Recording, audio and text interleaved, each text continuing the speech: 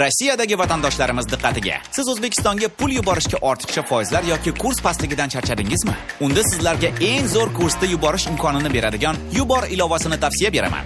Yubor ilovasi orqali yaqinlaringizga nafaqat dollar, balki Uzcard va Humo kartalariga ham so'm yuborishingiz mumkin. Yubor ilovasini Play Market hamda App Store'dan yuklab oling va yaqinlaringizga eng zo'r kursda pul yuboring. AQShni bog'lovchi narkotik kontrabandasiga mo'ljallangan murakkab yer osti tunneli aniqlandi. Ukraina bugun Mirziyoyev boradigan shaharga aviazarbalar berdi.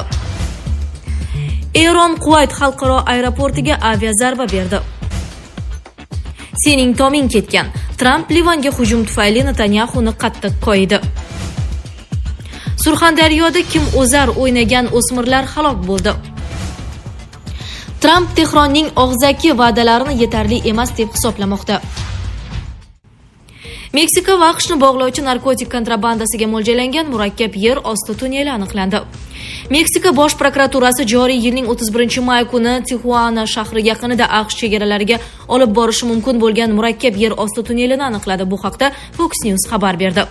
Rasmiylarning ma'lum qilishicha, tunnel qurol-yarog', portlovchi moddalar va giyohvand moddalarni noqonuniy tashishda foydalanilgan bo'lishi mumkin. Aniqlanishicha, tunnelning uzunligi taxminan 265 metrni, chuqurligi esa 6,3 metrni tashkil etadi. Unda yoritish va shamollatish tizimlari hamda yuklarni ikki tomonga tashish uchun mo'ljallangan elektron transport mexanizmi mavjud bo'lgan. Operatsiya natijasida umumiy og'irligi 1029 kilogramm bo'lgan, qiymati qariyb 45 million dollarga teng kokain hamda o'q-dorilar, metamfetamin, marixuana va turli hujjatlar musodara qilingan. AQSh rasmiylarining ma'lum qilishicha, ushbu musodara Meksikaning eng yirik jinoiy tashkilotlaridan biri hisoblangan Jalisco yangi avlod karterliga jiddiy zarba bo'lgan. Mazkur jinoiy ish doirasida 4 nafar gumonlanuvchi hibsga olingan. Ularga taqiqlangan moddalarni tarqatish va noqonuniy tunnellardan foydalanish ayblovlari qo'yilgan. Aybdor deb topilgan taqdirda ular umrbod qamoq jazosiga hukm qilinishi mumkin. Meksika bosh prokuraturasi ma'lumotlariga ko'ra, tunnel AQShning San-Diego shahridagi ko'chalardan biriga chiqishi mumkin. Biroq tunnelning AQSh tomonidan chiqish nuqtasi hozircha rasman tasdiqlanmagan. AQSh va Meksika rasmiylari yer osti kontrabanda yo'llariga qarshi kurash davom etishini bildirgan. Ukraina bugun Mirziyoyev boradigan shaharga aviazarbalar berdi. Ukraina 3-iyun kuni xalqaro iqtisodiy forum o'tkaziladigan Rossiyaning Sankt-Peterburg shahriga dronlar bilan zarba berdi. Hujum oqibatida Peterburg neft terminalida yirik yong'in chiqdi. Bu haqda RBK Ukraina xabar berdi. Ma'lum qilinishicha, Peterburg portiga uyushtirilgan hujum 3-iyunga o'tar kechasi boshlangan. Bugun shaharda xorijiy tadbirkorlar va delegatsiyalar tashrifi kutilayotgan xalqaro iqtisodiy forumning ochilish marosimi bo'lib o'tdi. Ijtimoiy tarmoqlarda hujumga uchragan terminal aks etgan kadrlar tarqaldi. Videoda kuchli portlash tovushlari eshitilgani va osmonga qalin qora tutun ko'tarilgani ko'rish mumkin. Hujum tufayli neft rezervuarlari yonib ketgani aytilmoqda. Leningrad viloyati gubernatori Aleksandr Drozdenko ertalab soat 6larda shahar atrofida 30 ta dron urib tushirilgani haqida xabar berdi. Biroq u portdagi yong'inga rasmiy izoh bermagan. Peterburg neft terminali Rossiyaning shimoli-g'arbidagi eng yirik neft mahsulotlarini qayta yuklash majmuasidir. Uning umumiy maydoni 37 gektarni tashkil etadi. Terminal hududida neft mahsulotlarini saqlash uchun 21 ta rezervuar mavjud bo'lib, uning quvvati yiliga 12,5 million tonnani tashkil etadi.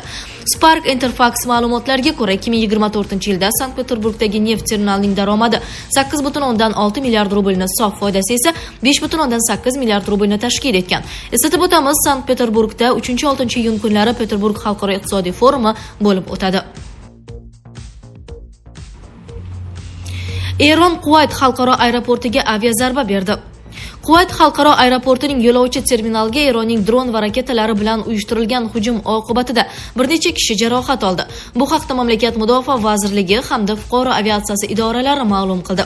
Mudofaa vazirligi vakili polkovnik Saud Abdulaziz Al-Atvonning bildirishicha, aeroportning T1 yo'lovchi terminali bir nechta uchuvchisiz uchish apparatlari tomonidan nishonga olingan. Hujum natijasida moddiy zarar yetgan va jarohatlanganlar qayd etilgan. Kuvaytning Kuna axborot agentligi xabariga ko'ra, hodisadan so'ng aeroportda favqulodda vaziyatlarga javob berish rejasi ishga tushirilgan. Havo hujumi aeroport infratuzilmasining ayrim obyektlariga zarar yetkazgan. Xavfsizlikni ta'minlash maqsadida aeroport faoliyati vaqtincha to'xtatilgan. Chiquvchi reyslar kechiktirilgan, qiruvchi samolyotlar esa boshqa aeroportlarga yo'naltirilmoqda. Kuvayt qurolli kuchlari vaziyatni nazorat qilayotganini va yuzaga kelishi mumkin bo'lgan har qanday tahdidlarga javob berishga tayyor ekanini ma'lum qilgan. Bu holat hayot sifatiga ta'sir qilyaptimi? Oilaviy hayotda zaiflik, stress va ishonchsizlik olib kelyaptimi? Vulkan erkak kuchi va ishonchining yangilangan manbai.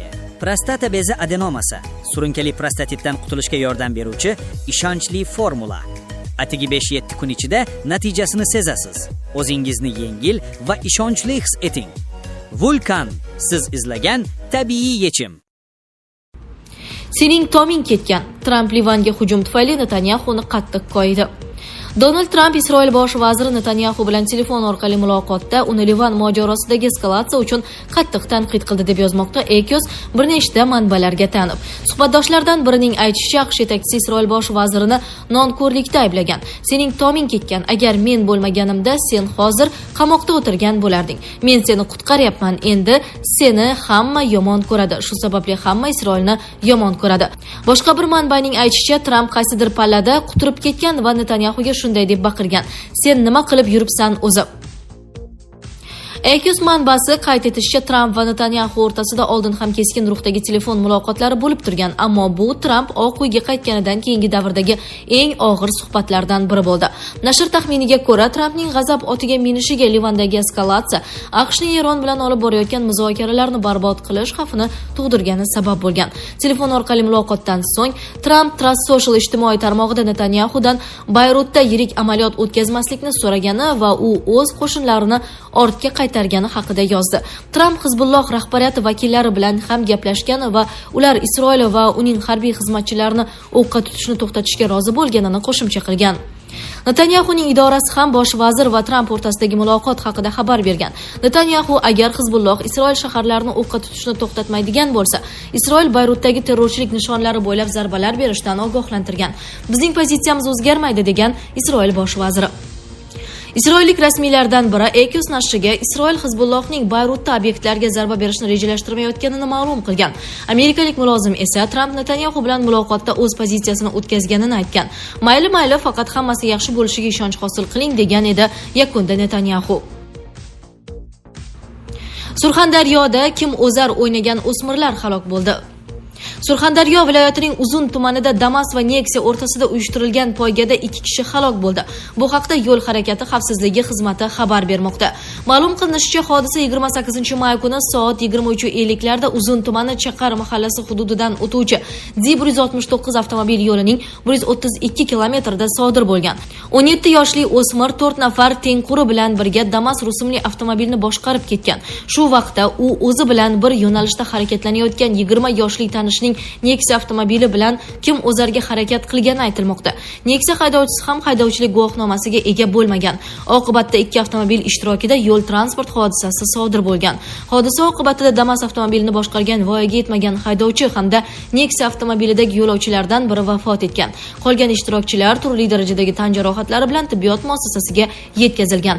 Eslatib o'tamiz, avvalroq Farg'ona viloyatining Quva tumanida Nexia 2 va Onyx ishtirokida yo'l transport hodisasi sodir bo'lgan va unda haydovchilardan biri vafot etgandi. Tramp Tehronning og'zaki va'dalarini yetarli emas deb hisoblamoqda. AQSh prezidenti Donald Tramp Eronning yadroviy dasturi bo'yicha bajarayotgan majburiyatlarni yozma ravishda rasmiylashtirish tarafdori ekanini ma'lum qildi. Bu haqda ABC News telekanali manbalarga tayanib xabar berdi. Ma'lumotlarga ko'ra, Eron muzokarachilari Washingtonga og'zaki ravishda Tehron yadroviy dasturiga oid bir qator shartlarga rozi bo'lishini bildirgan. Biroq Oq uyda o'tkazilgan yig'ilishda Tramp ushbu kafolatlarni yetarli deb hisoblamagan va yozma majburiyatlar talab qilgan. Telekanalning qayd etishicha, AQSh va Eron o'rtasida muhokama qilinayotgan o'zaro anglashuv memorandumi sulh muddatini uzaytirish, Hormuz bo'g'ozida kemalar harakatini bosqichma-bosqich tiklash hamda Eronning yadroviy dasturi bo'yicha keyingi muzokaralar muddatlarini belgilashni nazarda tutadi.